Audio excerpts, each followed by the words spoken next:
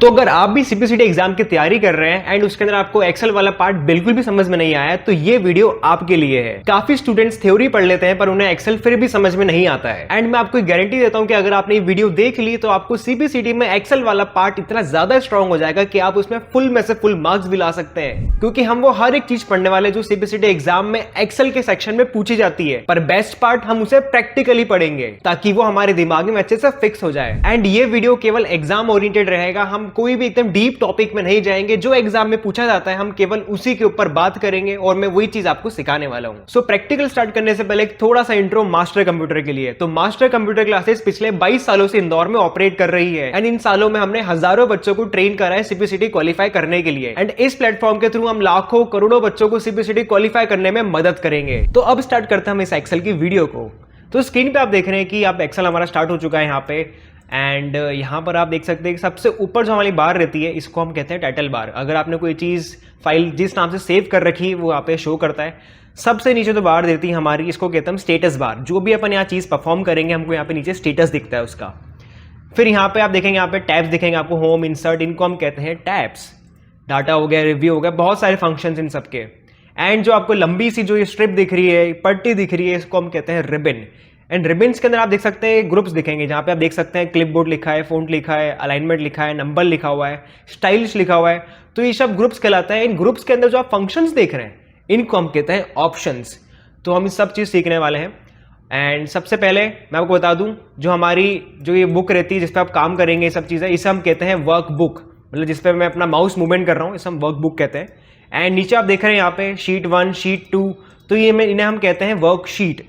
तो हम अलग अलग शीट्स भी काम कर सकते हैं, जैसे कि हमने अलग अलग पेज लेते हैं वैसे ही हम इसमें अलग अलग शीट्स लेते हैं। फिर जस्ट रिबन के नीचे एक ऑप्शन दिखेगा यहाँ पे FX करके। तो यहाँ पे आप जो भी फॉर्मूलाज लिखेंगे वो हमको यहाँ पे शो होएगा एंड हम यहाँ पे लिख के भी उस फॉर्मूला को अप्लाई कर सकते हैं हमारे डाटा के ऊपर। फिर इसके नीचे आप देखेंगे यहाँ पे ABCD लिखी हुई है, तो ये हमारी ABCD, और यहाँ पे आप देखेंगे 1 2 3 नंबर्स लिखे हुए हैं। तो ऊपर से जो नीचे लाइन आती है इन्हें हम कॉलम कहते हैं, जो ऊपर से नीचे आती है। और जो लैंडस्केप जो कि आड़ी लाइन्स रहती हैं, जो लेटी हुई रहती है, इन्हें हम रोज कहते हैं। तो जो कॉलम्स रहते हैं वो अल्फाबेटिक रहते हैं ABCD के फॉर्म में, और जो हमारे रोज रहती है वो न्यूमेरिक रहती है 1 2 3। एंड अगर मुझे एक्सेल के सबसे बॉटम पे पहुंचना है कि सबसे लास्ट वैल्यू कौन सी है, तो उसके लिए मुझे एक शॉर्टकट की प्रेस करनी होगी, कंट्रोल और डाउन एरो। तो आप देखेंगे इसमें हम 10 लाख एंट्रीज बना सकते हैं। वैसे अगर मैं कंट्रोल के साथ ऊपर कर दूंगा तो एकदम टॉप पे आ जाऊंगा, ऐसे अगर मैं कंट्रोल राइट कर दूंगा तो ये एकदम लास्ट में पहुंच जाएगा। अब आप देखेंगे यहाँ पे जो हमारी कॉलम की जो लास्ट वैल्यू रहती है वो रहती है XFD। अब XFD थोड़ा अजीब सा नंबर है, कैसा वो काउंट हो रहा है तो आपको बताता हूँ मैं। जैसे हमारी जो ABCD खत्म होती है XYZ में, एंड में आते जरा, तो वापिस से A, AA, AB, AC, AD, ये कंटिन्यू चलता रहता है। फिर जैसे ये A वाली सीरीज खत्म हो जाती है तो फिर BA, BB, BC, BD ऐसे कंटिन्यू चलती रहती है और लास्ट हमारा रहता है XFD। फिर भी एक्सेल में क्लिक कर रहा हूं तो एक ब्लैक कलर का बॉक्स बन रहा है, तो इसे हम कहते हैं एक्चुअली में सेल। और ये सेल जो है इंटरसेक्शन पॉइंट रहता है हमारा रोज एंड कॉलम का। जैसे अगर मैं यहाँ पे एक लाइन इंसर्ट कर देता हूं, एक लाइन यहां पे आई है और हमारी एक लाइन जो है यहां पे आई है, तो यहां पर जो इंटरसेक्शन पॉइंट है ये आप देख सकते हैं वाली सेल में जो है इंटरसेक्शन पॉइंट बोला जाता है इसे।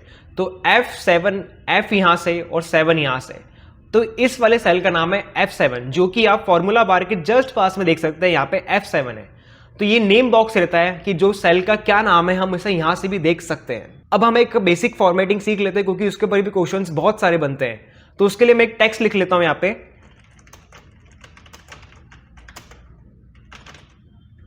मैंने टेक्स्ट को लिख लिया है और सबसे पहले मैं उसको सेलेक्ट कर लूंगा।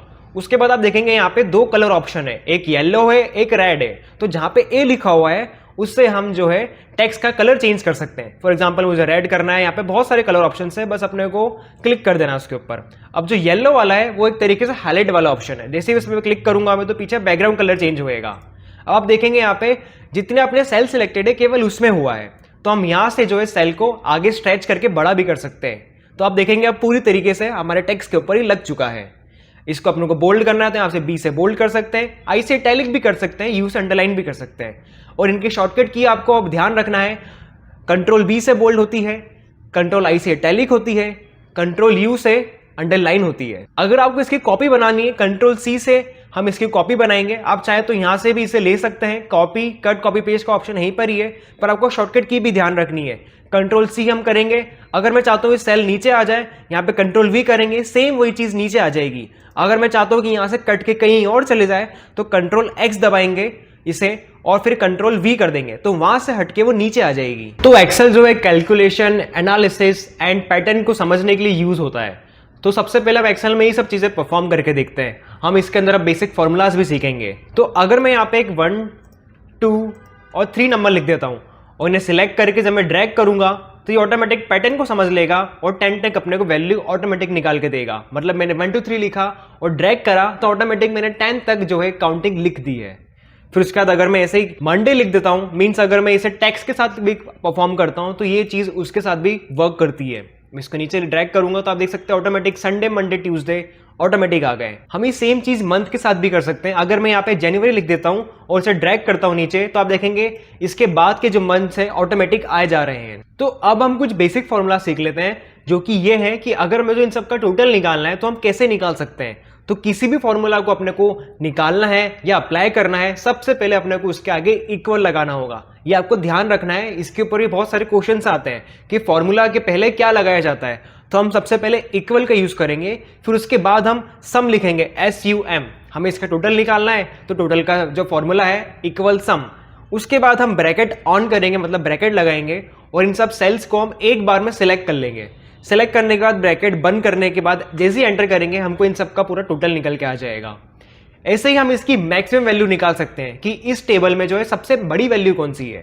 तो हम अगेन यहां पर आएंगे, सबसे पहली चीज इक्वल लिखेंगे, MX करेंगे, ब्रैकेट ऑन करेंगे और पूरी सेल को अगेन हम सिलेक्ट करेंगे। जैसे मैं सेलेक्ट करूंगा उसके बाद ब्रैकेट क्लोज करेंगे, देन एंटर करेंगे तो हमारी मैक्सिमम वैल्यू ये रही, जो कि आप यहाँ पे फॉर्मूले के थ्रू देख सकते हैं। एंड सेम यही चीज आप यहाँ फॉर्मूला बार में देख सकते हैं कि हमने यहाँ पे फॉर्मूला लगाया था। मिनिमम वैल्यू कौन सी है अपने को पता है 1000 है, लेकिन हम इसे फॉर्मूला के थ्रू निकालेंगे। इक्वल लिखेंगे हम अगेन, MIN करेंगे, ब्रैकेट लगाएंगे, उसके बाद हम पूरी सेल को सिलेक्ट करेंगे, ब्रैकेट को बंद कर देंगे और एंटर कर देंगे। सबसे मिनिमम वैल्यू हमारे सामने आ चुकी है। फिर उसके बाद एवरेज, इन सब का एवरेज कितना होगा हमें तो वो भी जानना है। हम इक्वल करेंगे, एवरेज पे क्लिक करेंगे यहाँ पे। उसके बाद हम पूरी वैल्यू को, पूरी रेंज को सिलेक्ट करेंगे, कॉलम को सिलेक्ट कर लेंगे, ब्रैकेट क्लोज करेंगे, देन एंटर करेंगे। इन सब का एवरेज निकल के आया है 8000। ओके, अब मुझे जानना है कि यार ये कितनी काउंट है, मतलब कितने क्या रोज हैं, कितनी क्या सेल्स हमने लिए। अगर मैं इसे गिनूंगा 1, 2, 3, 4, बहुत टाइम लग जाएगा। अगर मेरे पास बहुत सारा डाटा है तो बहुत टाइम लग जाएगा, इसलिए हम यूज करते हैं काउंट का फॉर्मूला। हम इक्वल लिखेंगे, COUNT, ब्रैकेट लगाएंगे, हम पूरी कॉलम को सिलेक्ट कर लेंगे और देन ब्रैकेट क्लोज करके एंटर कर देंगे। 8 थी यार, 8 कॉलम थे, 8 रोज थी। चलो गिन के देख लेते हैं, 1, 2, 3, 4, 5, 6, 7, 8 थी हमारी। तो ये कुछ बेसिक फॉर्मूलाज है जो हमको बिल्कुल याद रखने हैं। इसके बाद भी हम थोड़े एडवांस फॉर्मूलाज को जानेंगे, कैसे क्या उस पर क्वेश्चन बनते हैं वो भी जानेंगे। तो अब हम बढ़ते हैं हमारे नेक्स्ट टॉपिक के ऊपर, वो है हमारा फिल्टर एंड सॉर्टिंग। तो फिल्टर एंड सॉर्टिंग के ऊपर बहुत सारे क्वेश्चंस आते हैं। तो सबसे पहले हम बेसिक तरीके से इसको समझ लेते हैं कि आखिर ये है क्या चीज। तो फिल्टर एंड सॉर्टिंग बेसिकली ये चीज है कि अगर हमारे पास बहुत सारी चीजें हैं, उसको अपने को छांटना है। छन्नी लगा दी अपन ने, छांट लिया, जो बच गया मतलब भाई ये प्योर है, ये अच्छा है, उसको छांट लो। ऐसे जो नहीं था वो निकल गया भाई। तो ऐसे ही जो है हम फिल्टर को यूज करते हैं एक्सेल के अंदर। तो अभी आप देख सकते हैं हमारे पास ये डाटा है। अब इस डाटा में हम चाहते हैं कि मुझे जानना है कि इंदौर सिटी में हमारे पास कितने एम्प्लॉइज है, क्या नाम है उसका, कब ज्वाइन करा है उसने, परफॉर्मेंस कैसी है। तो सबसे पहले हम इसे सेल के अंदर, हमारे टेबल के अंदर हम कहीं पर भी क्लिक कर लेंगे। मैंने यहाँ पर क्लिक कर दिया। उसके बाद आपको कॉर्नर में ऑप्शन दिखेगा फिल्टर एंड सॉर्टिंग का। क्लिक करने के बाद फिल्टर पर क्लिक कर देंगे। अब आप देखेंगे हमारी टेबल की जो टॉप हेडिंग्स है उसके ऊपर एक छोटा सा एरो बन चुका है, और जैसे ही उसके ऊपर मैं क्लिक कर रहा हूं तो एक डायलॉग बॉक्स ओपन हो रहा है जिसमें यही जो एंट्रीज हैं अपने को दिख रही है। मैंने यहाँ पे क्लिक करा, वही नाम से अपने को यहाँ पे दिख रहे हैं। अब मैं चाहता हूँ सिटीज में आके मुझे देखनी है। सबसे पहले मैं सिलेक्ट ऑल से हटा देता हूँ। मुझे क्या जानना है उसके ऊपर मैं सिंपली टिक कर दूंगा। मुझे जानना है भाई इंदौर के बारे में इंफॉर्मेशन बताओ। मैं जैसे ही इस पर ओके करूंगा आप देखेंगे इंदौर मेरे पास ये 3 एम्प्लॉई है, पूजा, रोहित, अंजलि, है ना। सेल्स है, HR है, IT डिपार्टमेंट, इनकी इतनी सैलरी है, एक्सीलेंट परफॉर्मेंस है, गुड परफॉर्मेंस है, 2021 में ज्वाइन करा है, 22 में ज्वाइन करा है। तो बेसिकली ये जो है हमारे डाटा में से किसी भी चीज को डिलीट नहीं करता है, उनको बस हाइड करता है। ये आपको बिल्कुल चीज़ ध्यान में रखनी है कि ये डिलीट नहीं करता है, बस उन्हें हाइड करता है। अगेन मैं आगे सिटी में आता हूँ, इस बार भोपाल पे क्लिक कर दूंगा मैं और इंदौर को भी टिक रहने देता हूँ मैं। तो जैसे ओके प्रेस करूंगा इंदौर भी रहेगा, भोपाल भी आ जाएगा, दोनों के हमारे पास एंट्रीज आ चुकी है ना। अगेन आते हैं, सिलेक्ट ऑल कर देंगे, पूरा हमारे पास नॉर्मल तरीके से सारे का सारा डाटा जैसा था वैसा हमको देखने को मिल जाएगा। अब मैं चाहता हूँ मेरे पास मेल कितने हैं, मैंने क्लिक करा इस पे मेल पे, देन ओके प्रेस करा, मेरे पास इतने मेल्स हैं, है ना। तो आप यहाँ से फिल्टर कर सकते हैं डाटा। सो आई होप कि आपको शॉर्टिंग एंड फिल्टर के बारे में अच्छे समझ आ गया होगा। अब हम आगे बढ़ते हैं, आगे हमारे पास है पाई चार्ट, कॉलम्स एंड बार के बारे में। बहुत ही ईजी चीज़ है ये। तो उसके लिए मैंने डाटा ले लिया, यहाँ पे आप देख सकते हैं, यहाँ पे मंथ लिखा हुआ है और मंथली सेल्स लिखी हुई है। तो इसको अपन एक पाई चार्ट बनाते हैं। सबसे पहले आपको इसको पूरा सिलेक्ट करना है। सिलेक्ट करने के बाद आप यहाँ पे इंसर्ट ऑप्शन में, आपको इंसर्ट टैब में आके आपको एक सामने ऑप्शन दिख जाएगा पाई चार्ट का। सिंपली आपको जो अच्छा लग रहा है सिंपली उस पर क्लिक कर दो, ये आपका चार्ट बन के तैयार हो चुका है। ये अपना पाई चार्ट रेडी हो चुका है। आपको लग रहा है तो बहुत ही खाली खाली सा है, तो आप यहाँ पे चार्ट लेआउट में आएंगे एंड यहाँ पे नीचे ऑप्शन क्लिक करने के बाद जहाँ पे बहुत सारे टेक्स्ट है, सिंपली आप उसे क्लिक कर लीजिए। अपना देखेंगे आप अपना जो पाई चार्ट है कितना अच्छा इंटरेक्टिव वे में बन चुका है। मीन्स उस पर आप जून भी लिखा आ रहा है और जो यहाँ पे सेल्स का अमाउंट है वो भी अपने को देखने को मिल रहा है यहाँ पे। तो ये तो अपना हो गया पाई चार्ट। फिर आता है कॉलम। तो अगर मुझे इसे चेंज करना है तो सबसे कोने में एक ऑप्शन है चेंज चार्ट टाइप। जैसे ही मैं इस पर क्लिक करूंगा यहाँ पे टेम्पलेट्स के जस्ट नीचे ऑप्शन आएगा कॉलम्स का। मैंने इस पर क्लिक कर दिया है। अब मैं कोई से भी कॉलम में ले लेता हूँ और ओके प्रेस कर देता हूँ, तो हमारे कॉलम्स कुछ ऐसे दिखते हैं। मुझे अगर इसका कलर चेंज करना है तो यहाँ से हम चार्ट स्टाइल्स में आके कलर चेंज कर सकते हैं। उसके बाद यहाँ पे मोर में आने के बाद इसे अपन इवन 3D भी बना सकते हैं। अब ये अपना कॉलम भी हो गया। इसके बाद आते हैं अपनी बार्स। बार्स क्या होती है, अगेन अपन आएंगे चेंज चार्ट टाइप में एंड यहाँ आपको पाई चार्ट के जस्ट नीचे दिखेगी बार्स। मैं इस पर क्लिक करूंगा एंड यहाँ पर आप देख सकते हैं आपके बार्स के आपको बहुत सारे ऑप्शंस दिखेंगे, स्टाइल्स दिखेगी। सिंपली अपन उसके ऊपर क्लिक कर देंगे, ये अपनी जो है बार्स बन चुकी है। तो बेसिकली जो हमारे ये पाई चार्ट हो गया, कॉलम्स हो गया, बार हो गया, कुछ भी नहीं है, एकदम बहुत ही सिंपल चीज़ है। मीन्स कि अगर आपके पास एक डाटा है उसको आपको अगर बहुत ही अच्छे इंटरेक्टिव वे, एक प्रोफेशनल वे में शो करना है तो उसके लिए यूज करते हैं हम पाई चार्ट का, कॉलम्स का एंड बार्स का। एंड इसे हम कहां से एक्सेस कर सकते हैं, कहां से यूज कर सकते हैं, इंसर्ट टैब में आके। तो आपको ये ध्यान रखना है, इसके ऊपर बहुत सारे क्वेश्चंस बनते हैं। तो सीबीएसई एग्जाम में 2 एडवांस फॉर्मूलाज भी पूछे जाते हैं जिन्हें हम कहते हैं एच लुकअप और वी लुकअप। तो ये बहुत ही ज्यादा पूछे जाते हैं। तो वी लुकअप फॉर्मूला ये है कि आप देख सकते हैं मेरे पास ये डाटा है। अब मेरे पास ये सीरियल नंबर है, मुझे जानना है कि यार 5 नंबर पे कौन सा है, कौन सा प्रोडक्ट है। तो सबसे पहले मैं यहाँ पे नीचे आऊँगा, यहाँ पे देखेंगे 5 ए रहा। अब मैं यहाँ से इधर बढ़ूंगा, प्रोडक्ट में आऊँगा, यहाँ पे ये देखिए यहाँ पे पेन सेट है।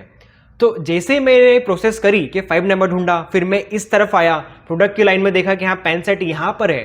तो सेम ऐसे ही हमारा जो ये वी लुकअप फॉर्मूला है काम करता है। मीन्स अगर मैं यहाँ पे 5 लिख देता हूँ, मैंने यहाँ पे 5 लिखा और एंटर प्रेस करा, तो आप देख सकते हैं यहाँ पे ऑटोमेटिक पेन सेट आ गया है। तो सेम ऐसे ही वी लुकअप हमारा काम करता है। अगर मैं यहाँ पे 11 लिख देता हूँ, देन एंटर करा मैंने, तो आप देख सकते हैं 11 में भी पेन सेट था। देखिए 11 पे ये रहा हमारा पेन सेट। अगर सेम यहाँ पे मैं 2 कर देता हूँ, देन एंटर प्रेस करता हूँ, तो आप देखेंगे कि 2 नंबर पे हमारा प्रिंटर था। तो यहाँ पे सबसे पहले नंबर पे आया, 2 नंबर ये रहा। यहाँ से मैं इस तरफ चला, यहाँ पे आप देख सकते हैं प्रोडक्ट लाइन में हमारा ये रहा प्रिंटर, जो कि हमारे फॉर्मूले के थ्रू यहाँ पे आ चुका है। तो हमारा जो ये वी लुकअप फॉर्मूला है ये वर्टिकल काम करता है, मतलब खड़े की जैसे कि पहले यहाँ पे आएगा फिर यूं जाएगा। तो अब हम बढ़ते हैं एच लुकअप फॉर्मूले के ऊपर। तो हमारा जो एच लुकअप फॉर्मूला है वो हमारा हॉरिजॉन्टल काम करता है, मतलब एक तरीके से लैंडस्केप काम करता है। मतलब अपने को अगर यहाँ पे एक आईडी लिखी हुई है, हमको जानना है यहाँ पे नीचे नाम क्या है, उसकी सैलरी क्या है, तो सेम मैंने यहाँ पे साइड में बना रखा है। मैं यहाँ पे क्लिक करूंगा और मैंने इसे फिल्टर कर दिया है। मीन्स मेरे को आईडी नंबर याद करने की जरूरत नहीं है, मुझे बस आईडी पे क्लिक करा मैंने, तो मैं देख सकता हूँ कि यहाँ पे नेम मीना है, सैलरी हम उसे इतनी दे रहे हैं। सिंपली मैंने इस पर क्लिक करा, अर्जुन है, उसको इतनी सैलरी मिल रही है। तो ये हमारा एच लुक का फॉर्मूला है। तो ये हमारा इस तरीके से काम करता है, हॉरिजॉन्टली एक तरीके से लैंडस्केप, और वो नीचे आता रहता है। तो अब हम सबसे इंपॉर्टेंट एक्सेल के कुछ कॉमन एरर्स के बारे में जान लेते हैं जो कि सीबीएसई एग्जाम में आपसे पूछी ही जाती है। तो सबसे पहली जो हमारी चीज है वो है हमारी NA। तो इसका मतलब होता है कि जैसे अगर आप जब भी वी लुकअप या एच लुकअप फॉर्मूला परफॉर्म कर रहे हैं तो उसमें आपको कोई वैल्यू नहीं मिली, मीन्स जो आप ढूंढना चाह रहे हैं वो आपको मिला ही नहीं। फिर उसके बाद हमारी एक एरर आती है वैल्यू। तो ये तब होता है कि जब आप किसी नंबर को किसी टेक्स्ट से मल्टीप्लाई कर देते हैं, प्लस कर देते हैं या कोई भी सम कर देते हैं, तो तब ये वैल्यू वाली एरर शो करता है। मतलब कुल मिला के एक्सेल ये बोलता है कि भाई ये वैल्यू तो मेरे काम की नहीं है। देन उसके बाद आता है हमारे पास नम। नम का मतलब ये होता है कि एक ऐसी वैल्यू जो कि बहुत ज्यादा बड़ी है लेंथ में, मतलब नंबर तो है पर उस नंबर का कोई लॉजिक नहीं है। देन उसके बाद आती है अपनी नल। नल में ये होता है कि जब आप कोई फॉर्मूला लगाते हैं एंड उसमें आप गलत कॉलम का सिलेक्शन कर देते हैं तो वो रिजल्ट दे ही नहीं पाता है। फिर आती है अपनी डिवाइड विद जीरो। तो अगर आप किसी भी नंबर को डिवाइड करेंगे जीरो से तो आंसर तो इन्फिनिटी ही आता है, इसलिए एक्सेल में वो ये एरर शो कर देता है। देन उसके बाद एक और एरर आती है, वो आती है REF, मतलब रेफरेंस। मतलब जिस रो या जिस कॉलम में आपने फॉर्मूला लगाया था वो रो डिलीट हो गई है या आपने उसको हटा ही दिया है, तो वो एक्सेल ये शो करता है कि भाई रेफरेंस वाली रो तो हमारे पास है ही नहीं, मैं किसके ऊपर आपको बताऊं फॉर्मूला लगा के। देन उसके बाद आती है अपनी नेम वाली एरर। तो उसमें अगर आपने कोई फॉर्मूला लिख रहे हैं एंड उस फॉर्मूले की आपने स्पेलिंग ही गलत लिख दी है तो उस केस में अपने को शो करता है नेम वाली एरर। देन उसके बाद आती है हैशटैग वाली एरर। मतलब एक छोटी सेल के अंदर बहुत सारे नंबर्स हैं, मतलब वो फिट ही नहीं हो रही है सेल के अंदर, बट ये एक्चुअली में कोई एरर नहीं है, बस ये शो करता है कि आप अपनी रो को या आप अपनी कॉलम को थोड़ा वाइड कर दीजिए, बड़ा कर दीजिए। देन उसके बाद आती है अपनी लॉजिक। मतलब आपने फॉर्मूला वगैरह सब सही लगाया है पर उसका कोई सेंस नहीं बन रहा है, कोई लॉजिक नहीं बन रहा है, तब ये लॉजिक वाली एरर आती है। तो अगर आपको ये वीडियो अच्छा लगा तो मेक श्योर आप चैनल को सब्सक्राइब करें एंड इस वीडियो को लाइक करें। एंड अगर आप चाहते हैं तो मैं सेम ऐसी वीडियो वर्ड के ऊपर ही बना सकता हूं जो कि CPCT एग्जाम के ऊपर ओरिएंटेड रहेगी। एंड लास्ट में only a master can make you a master and master computer classes हाजिर आपको सिखाने के लिए। सो अब मैं मिलता हूं आपसे नेक्स्ट वीडियो में। Till then, thank you and a great day.